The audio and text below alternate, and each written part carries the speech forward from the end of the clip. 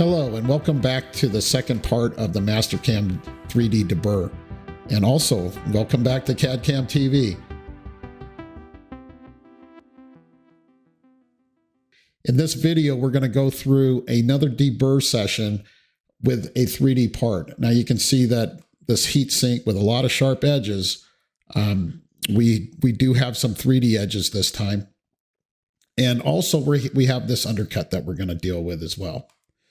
So let's go through the toolpath and set this thing up. So again, lives in the 3D toolpaths, 3D Deburr. We'll grab this 1/8 inch cutter. And again, just like before, we're going to select the whole part. And again, the reason I'm selecting the whole part, I want to gouge check against the whole part.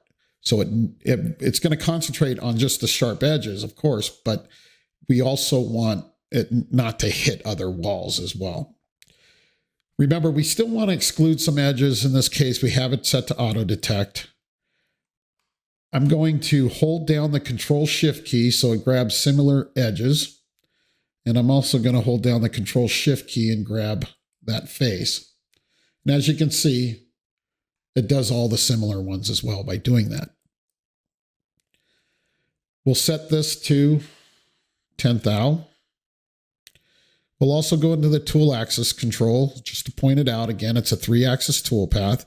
And also, this is where it gouge checks against your holder, your shank, your shoulder, and you can tune those up as well.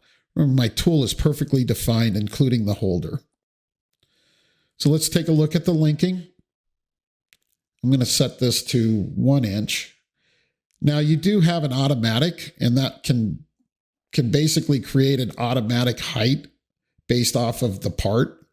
So if you don't want to control it, let it think for you. Go ahead and set it to automatic. I'm just going to tell it 1 inch above my part. Also, remember, we can tighten these up as well. This might be fine for your standard part. We have some edges that are pretty close together here with the heat sink.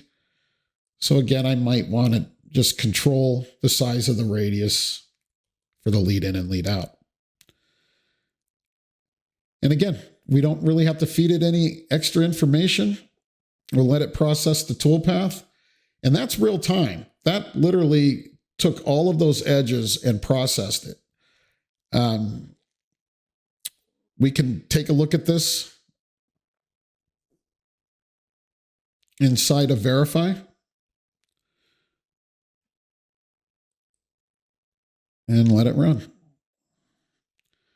Again, so quick, so easy. Your part's going to come out looking so much better with a constant edge that's broken. You're not scraping the part with a knife. It's safe. And I can't express that more. It's a safe toolpath. I'm not holding this part in my hand or even removing that part out of the machine with all those sharp edges could be dangerous as well. Okay, so now we've tackled all of the sharp edges on the heat sink. Let's dive into this undercut. So with the undercut, again, I'm going to go into the toolpath. I'll switch over to a lollipop cutter. We'll show you the tool. It's just a standard lollipop cutter. It is in a holder. And our cut pattern is the same. I'm just going to simply triple click on the part. But instead of doing the auto detect, again, we've already hit all those other edges. So in this case, I want to go user defined. Now, the auto detect is nice because it'll grab all the sharp edges, and then you can exclude the ones you don't want. But if you're only going to do a few of these, it makes more sense to use user defined. And in our case, we're going to do this undercut edge. Okay. Now, the linking, everything looks good. I don't think I need to do much more, just to kind of hit a couple of parameters. If you have this toolpath and you have questions, we have these advanced edges, and I basically tell it what's the smallest angle that I really want to break. If it's anything less than 15 degrees, don't bother with it. And that's just going to fade away anyway. So, so I'm just going to take the defaults and let that go. And here you have it. This time we'll backplot it a little bit. And you can see that it comes up underneath. And again, I can do this with not even having mill 3D, just mill. Or for you router guys, it works in router as well. As you can tell, that is one of the toughest toolpaths to accomplish. We get so many people asking for us to show them how to do an undercut like this. And literally, if you don't have multi-axis, it's nearly impossible. So this toolpath does take care of a lot of those issues. And we'll just run it through Verify.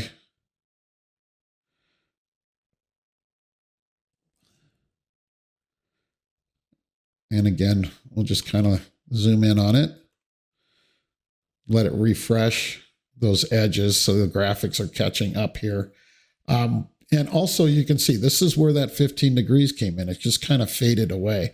But that edge just fades away anyway into that bore. So probably not an edge that I would want to mess with anyway. Nice, clean, simple, easy to do. If you do not have this toolpath, reach out to us. We can surely work with you to get that toolpath into your system. If you do have the toolpath and you're just looking at how to use it, I hope this video helped. Okay, well, thank you, and thank you for enjoying CAD-CAM TV.